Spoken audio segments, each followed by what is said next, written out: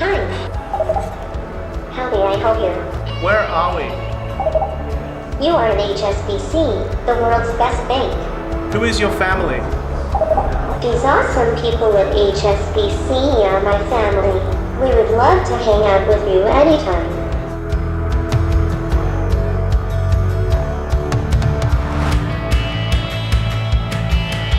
Something exciting is happening in this business. And from this point forward, this is going to be a different bank.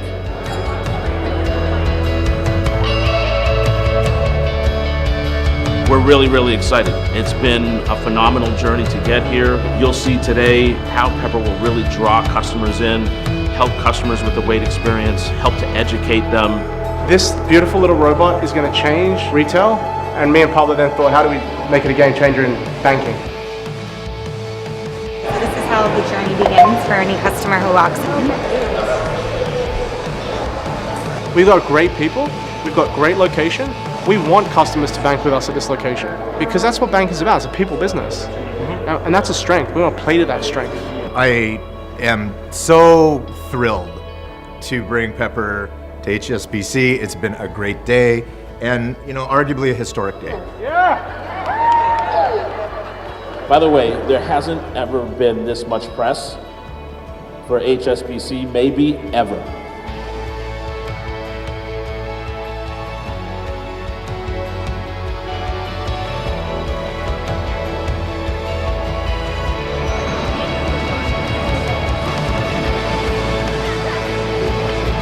So thank you for being part of history, and thank you for everyone for their support.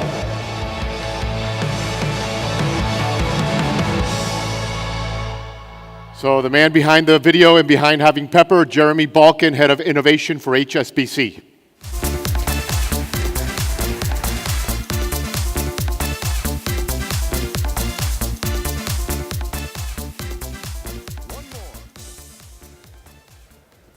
Buenas tardes. Sorry, I'm from Australia. I can barely speak English, but I made an attempt at Spanish. Thanks for the opportunity to be here amongst many friends. Thank you, Ray and Maria, and all the wonderful people at FinTech Americas, and acknowledging my wonderful colleague Carlos, who's based in Miami, as well from HSBC. So thanks for being here. So I guess less is more. You saw the video, so let's go for lunch. We recently made history as the first major bank in the world to put a robot in a bank branch, and certainly the first in the US. And I think it's really a really interesting time to be alive. And in fact, I would actually say that the person speaking immediately after me is much more interesting, and you should definitely read his book, because I certainly have. Humans and Machines. It's a great, very high-level analytical understanding of this changing world that we're in, and having been through this case study in real time with what we did with Pepper, it's not about humans or machines, it's about humans and machines, and how that integration is going to give our people and your people superhuman capabilities. And so it's an honor to be here, and happy to have this conversation in the breakout afterwards or via other channels after this. So it's really great to be in Miami because obviously Miami, the way I think about it as an Australian, but I've lived in America for 5 years, I've always thought about Miami as sort of the capital of the Americas. And this, from Australia, we trade a lot with the Americas. So it's fascinating to see economic development and the trends over demography and economic trends, for the next 50 years. This is the region to be in. And obviously financial services has a key role to play. And I think if in 5 years' time we're still talking about fintech and banking, fintech and banks lose. It's about collaboration, it's about partnerships. And we've certainly put that into practice, not only with what you're seeing with Pepper on the video, but I can talk about some of the other things as well. So I think, customer experience, is a nice cliche that's obviously talked about a lot in our industry. For the most part, banking is a transaction. It's not necessarily a choice you choose to make, like you choose to go to the Apple Store, or you choose to go to Amazon, or you choose to go on Yelp or Instagram. And really, that's now set the customer expectation. Customers, regardless of the industry, base customer experience on their last best customer experience, which chances are was delivered on a mobile device and chances are was not a bank. But that's who financial services is competing with. And so therefore, if you think about customer behavior, I often get asked to come to these conferences and speak about the future, and frankly, I don't care about the future. It's hard enough to think about today, let alone about what may happen. But one thing I know to be true with history, and very likely to continue to be true, is that customers, human beings, which is all of us, desire the best quality product or service at the lowest possible price. Does anyone disagree with that? Anyone wants to pay a lot for a really bad service? And that's kind of economics 101. And so therefore, when you think about what technologies are going to be relevant going forward, irrespective of the industry, but banking and financial services have traditionally lagged other industries, any technology that either helps you improve the customer experience or reduces the price to a customer is going to be very, very relevant. But for the most part, customers don't ask, when they use Google and they get autofill for a search term that comes really fast, they're not really concerned about whether it's artificial intelligence, machine learning, blockchain, or insert the buzzword here behind that. They just want to know, did I get a search term, did I get my search results really fast? Or same with product selection on Amazon, or likewise with a bank. So again, that basic equation about best quality product or service at the lowest possible price, that's the intersection that I think we're striving towards, and therefore the technology that helps us get there and gets there faster and continues to move that curve out, that's what wins. So, as a financial institution, the world's largest retail bank, my parents, grandparents, great-grandparents are from Africa. I'm born in Australia. I work for a British bank that has an Asian name, and I'm based in New York, and today I'm in Miami. So the diversity of experiences, backgrounds, I guess if someone's going to look at the world differently, it's probably going to be me, which helps when you're doing innovation, because we define it as doing something differently that creates value. Two key intents there. It's difference and value. Ideas are free, talk is cheap, execution's really hard. And executing that adds value to your organization, to your customers, to the communities you serve, that's how you win. And so we've been on this journey now. I've been living in the US for 5 years. I've been with HSBC for 3. And you can imagine starting from a zero base, there was probably a lot of skepticism about the crazy Aussie based in New York, doing all this interesting stuff for HSBC, a 153-year-old, very risk-averse financial institution that's been synonymous with economic development. And what I would simply say is that if you look at the history of our bank, HSBC started with two guys from the UK who were based in Hong Kong, who had this audacious dream in 1865 to finance trade with the US. Now in 1865, I don't know about you, but I wasn't around then. But my gut tells me neither was an iPhone, a BlackBerry, a fax machine, a telephone, the internet, email. That's pretty kind of audacious as a startup in fintech in 1865, and look 153 years later what HSBC has become. But of course, over 153 years, not a lot has changed in real terms in banking, or certainly in retail banking in particular. But one thing that really has changed is customer expectations. Absolutely, customer expectations has changed.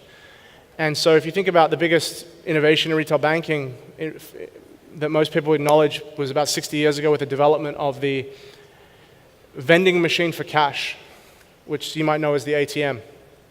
And then in the last few years, that vending machine for cash now does a lot of basic administration.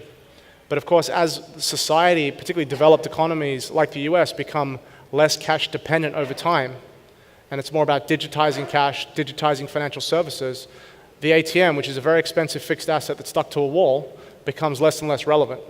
So you've got to think about what other technologies and what other platforms are there to enhance the customer experience and reduce your cost to serve. And that's one of the reasons why we got to Pepper, and had the honor of leading this project with my team and actually making history in our industry, which usually when banks' stories go viral, they're maybe not so positive, and I guess the Pepper rollout really surprised us with the amount of attention it got, and even more surprising that it went viral around the world with over 600 million hits online in the various traditional media and social media channels. But more importantly, it was positive. The sentiment was 99.9% positive, and this was about robots in the workplace. And just think about some of the macro political issues we're dealing with in the developed economies about the future of technology and automation and jobs, etc. Really fascinating time. And again, I encourage you to read James's book. because it'll help you, give you, if you're uncertain about many of these things, or you know people in corporate America who are, that's a really good shining light and guiding path to help you navigate these issues going forward.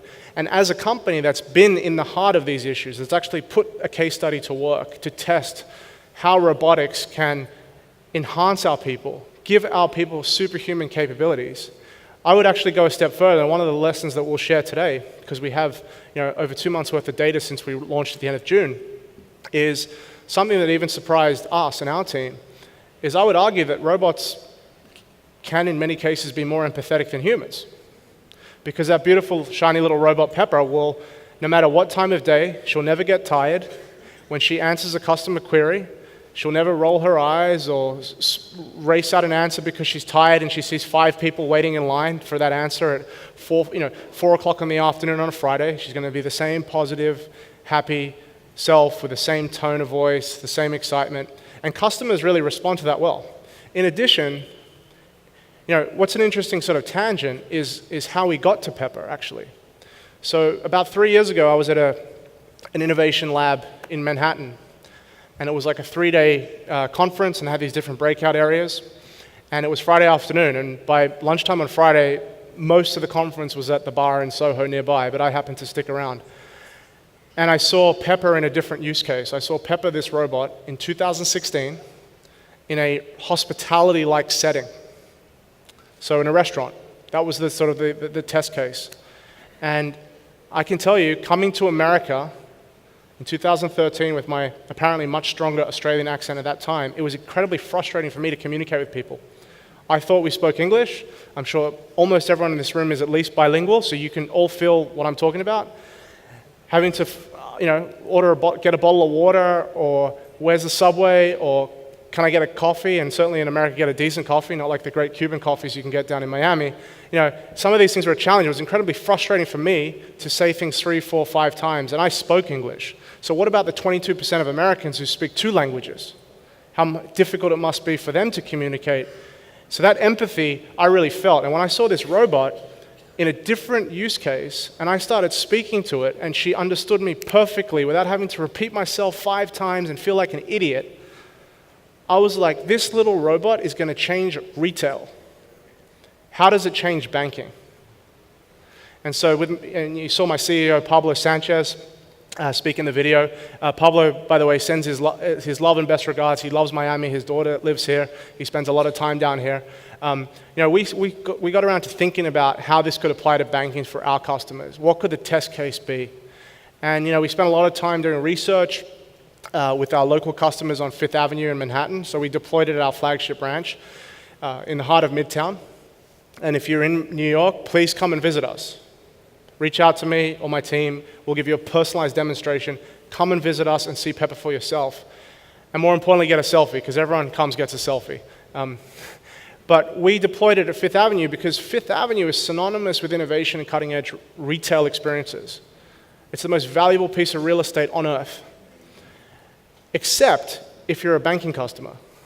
So you go on Fifth Avenue, you got Nike Town, which is synonymous with innovation. You got the Apple Store, the Adidas store, or that Pablo keeps reminding me, Americans say Adidas, the Adidas concept store. Google have a pop-up every other year. Microsoft have a store, and Microsoft have just rolled out Peppers in their retail locations around the country now, after we did it, which is great. Even Tiffany's, the famous Tiffany's, have been thinking about how can they be more innovative in their retail experience on Fifth Avenue with the evolution of digital. Because, by the way, humans still crave the marketplace. They crave the marketplace for ideas. They crave the marketplace to interact. Just like you could have probably watched this on live stream, you wanted to be here today to interact with each other. And as technology and digitization becomes more prevalent, the craving for humans to interact becomes even more at a premium, I would argue. The marketplace for ideas and collaboration and connection doesn't stop. In fact, it becomes more and more powerful with the digitization over time, and will become more so as we have more automation, more robotic process automation, better use of artificial intelligence in our commercial and personal lives. So when you look at Fifth Avenue, and so with Tiffany, as I say, 100-plus-year-old institution that sells jewelry, they thought to put a cafe to drive traffic. You can actually go and have breakfast at Tiffany's now. But if you go on Google Maps and you type in banks on Fifth Avenue, unbranded search, just banks on Fifth Avenue in New York. You'll just see all these red dots on the map of all these banks. And they're all as, beautiful or not beautiful as each other. And so Pablo and I thought 3 years ago, when we both joined the bank, we were like, we got the world's best location. Just because other banks don't see the value of building a branch of the future and implementing technologies for our customers and thinking about robotics and thinking about artificial intelligence and thinking about what do our customers need. And we couldn't believe that none of our competitors took that challenge. And so we spent a good part of the last 2 out of the last 3 years, we've made a whole host of upgrades at our location, including rolling out Pepper recently, which I'm honored to share today with you some of the stunning results that we've seen. So for example, when we did a very comprehensive study of every single thing that moved in our branch for 3 months. So we didn't get the kind of the lucky Thursday between lunchtime where you got this we did everything that moved over 3 months. So it was a very detailed sample set. And one of the most interesting things we found in that study was that 73% of what our customers were doing with our bankers was what we would categorize as binary or generic. Customer walks in, they want to ask where the ATM is. Where is the ATM? Where is the teller? Can I get foreign currency? Where's the subway? These basic, very simple binary transactions or interactions that frankly, our customers didn't really enjoy doing, because if you have to wait in line to be told the ATM's behind you, maybe that's not that's not a great customer experience. And nor is it great for our people who are serving customers, and it gets stressful at times, and you see people waiting in line. And so we thought at the very least, if Pepper can help us solve that 73% of time challenge, whether it could reduce it to 0, but certainly reduce it from 73 closer to 0, we think that alone was a huge win for our people on a productivity basis, any more than what could Pepper do to enhance a customer experience. And over time, be more than just a greeting and financial education play, and think about how it could actually help solve banking needs, which I'll share with you. So the way we designed this use case, and remember, we made history, the first bank to do this, so there was no body of evidence. There was no other thing we could compare it to. So we took, as you would expect, a risk-averse approach. There is 0, and I stress this, 0, personal customer identifiable information asked on Pepper, stored on Pepper, requested by Pepper. It's not recording you by voice, it's not recording your face. I would argue, in fact, in this rollout, 99% of Pepper's capabilities are not even deployed, because we wanted to learn. And don't let your organization be held back by somebody who tells you, no, we can't go and do this innovation, we can't test this because, and they'll just throw you bureaucracy behind it. Test things. Test. That's how we move the innovation curve out. That's how we progress as an industry. That's what our customers expect from us. So don't let this notion that overrides a lot of our industry of what I would describe as no, go from no to how, and eventually from how to yes. And we all have a role to play in that. And so when we rolled out Pepper, on June 26th, the investment probably paid off within about 3 hours. Because we had record foot traffic. Record foot traffic, and not just in a day. We're still seeing record foot traffic now. We set very clear KPIs, because I wanted this to be held accountable, and I wanted to set an example to the rest of my organization and my industry that data actually matters, transparency matters, and so do KPIs. So we set 6 key KPIs. We want to drive more foot traffic off of Fifth Avenue. More foot traffic means more needs fulfilled and the opportunity for our wonderful humans, our bankers, to do more of what they do best and grow their businesses. We wanted to reduce the waiting times, and if you have to wait in line, I want to improve the waiting experience. We wanted to educate our customers about other HSBC products and services, but more importantly, their self-service options. And I'll explain what I mean by that in a minute and some of the successes we have. 5th, we wanted to free up the time of our bankers. I told you about that 73%. I wanted to give them time back so they could spend more time deepening their relationships with customers and new customers. And then finally, what we like to call in HSBC the healthiest human system. We wanted to set a new standard for employee morale, for customer engagement in our industry. You saw the video. where in retail banking, anywhere in America, maybe even the world, do you see customers actually smiling when they walk into a branch? Seriously. When was the last time you smiled in a bank branch? And we're really proud of that. And so, we've seen record foot traffic. In the first month alone of deploying Pepper, we saw 5,500, to round off number, interactions with Pepper. The investment, like I said, paid off within a couple of hours with all the new business that came from launch. We've seen in retail banking in the US, industry best practice for waiting times is 4 minutes. I'm just curious, anyone been to a bank branch lately? Did you wait 4 minutes or less? Maybe not. The average session time with Pepper in our sample set for the first month, the average session time was 56 seconds, which is about, give or take, hold me honest here, what's that, 76% below industry best practice for waiting times? And Pepper is educating customers about their self-service options. So every journey currently within Pepper is designed to end with a human. Either at the end of the journey, let's say a customer is interested about credit cards, finding about the different product features. Eventually, Pepper will say, would you like to speak to a banker about this? And it will get you to a banker. Or a customer may come in to want to deposit a check, and Pepper says, you can deposit the check by waiting in line and going to our teller, or you can use your personal internet banking app for remote capture. You can deposit that check on the ATM outside. Here's a video how. Self-service. And let me tell you another interesting data point. In the first week alone of launching Pepper at our flagship location, so you want to talk about, I'm fascinated by behavioral economics and customer behaviors, and I don't know if you've read by the famous Nobel Prize winner Richard Taylor about nudges. So if you think about changing customer behaviors, we saw approximately 9.2% of Pepper's interactions in the first week alone saying to customers, you don't need to do this transaction with a person. You can actually use the ATM and self-serve effectively. We then saw a 6.8% increase in ATM transaction volumes in the same period. So a very strong correlation of nudging customers to self-service channels that free up their time. Fascinating insights, and I can go on literally for days about what we've learned. And now we've had so much success that we're now thinking about going to phase 2, which we didn't think we'd be getting to for another 6 to 12 months, about integrating straight through journeys on Pepper.